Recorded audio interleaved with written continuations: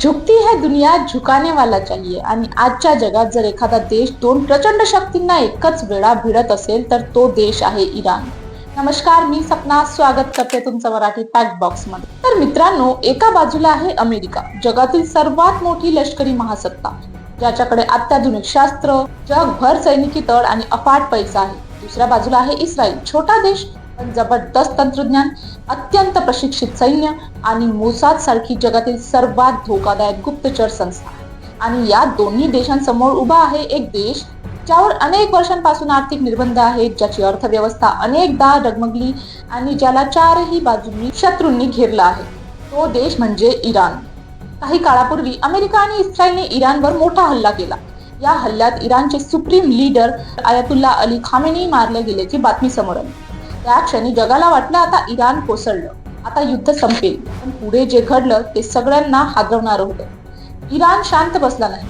उलट American base आणि इस्रायलच्या दिशेने मिसाईल हल्ले सुरू झाले. आणि मग एक मोठा प्रश्न उभा झाला की खामेनेई नसतानाही इराण एवढ्या ताकदीने युद्ध कसं लढतोय? याचं उत्तर आहे IRGC, Islamic revolutionary guard corps. इराणची अशी सेना जी फक्त सैन्य नाही तर एक शक्तिशाली व्यवस्था आहे. पण ही IRGC नेमकी आहे तरी काय? चला ते समजून घेऊया. याची कथा सुरू होते 1979च्या इराणी क्रांतीपासून. त्याआधी इराणवर राज्य करत होते शाह मोहम्मद रजा पहलवी. त्यांना इराणला आधुनिक बनवायचं होतं, पण त्याच वेळी ते अमेरिकेचे जवळचे मित्र होते. इराणचं तेल स्वस्त दरात अमेरिकेला दिलं जात होतं आणि त्यामुळे देशात असंतोष वाढू लागला. शाह यांच्या धोरणांमुळे धार्मिक नेतेही नाराज झाले. त्यांच्यातील सर्वात प्रभावशाली नाव होतं आयतुल्ला रुहोल्ला खामेनी. खामेनी यांनी शहांच्या धोरणांविरुद्ध उघडपणे आवाज उठवला. लोक त्यांच्या मागे उभे राहू लागले. शाह यांनी त्यांना देशाबाहेर हद्दपार केलं. पण 14 वर्षांनंतर 1 फेब्रुवारी 1979 रोजी खामेनी पुन्हा इराणमध्ये परतले आणि काही दिवसातच इराणमध्ये क्रांती झाली. शहांची सत्ता संपली आणि इस्लामिक रिपब्लिक ऑफ इराण स्थापन झाली. खामेनेई देशाचे पहिले सुप्रीम लीडर बनले. पण एक मोठी समस्या अजून होती. इराणचं पारंपरिक सैन्य अजूनही जुन्या सत्तेशी निष्ठावंत होते.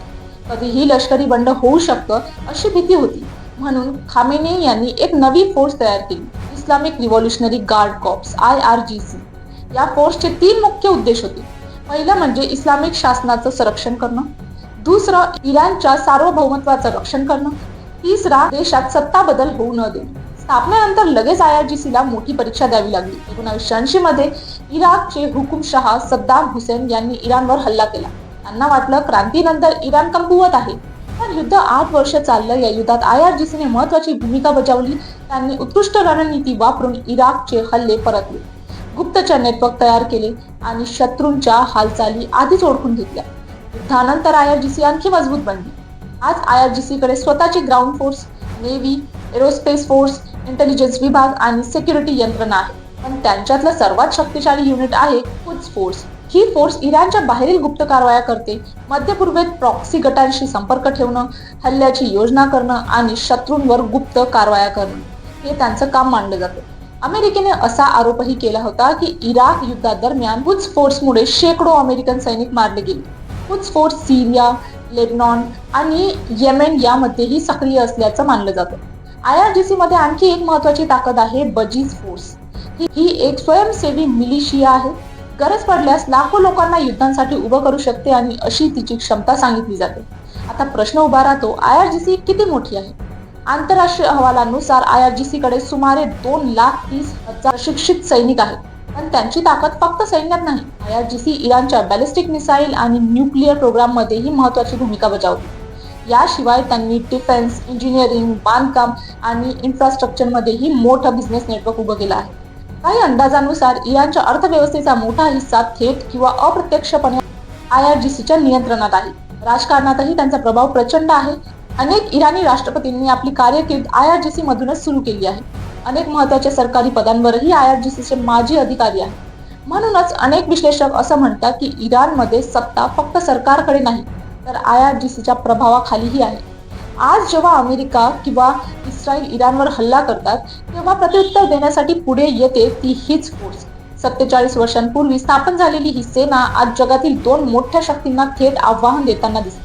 मग प्रश्न असा आहे, या संघर्षात शेवटी विजय कोणाचा होईल? अमेरिका आणि इस्रायलचा की इराणची IRGC पुन्हा एकदा सगळ्यांना आश्चर्यचकित करेल? तुमचं काय मत आहे आम्हाला कमेंट सेक्शन मध्ये नक्की सांगा आणि जर व्हिडिओ आवडला असेल तर लाईक, शेअर आणि सबस्क्राईब करा. धन्यवाद.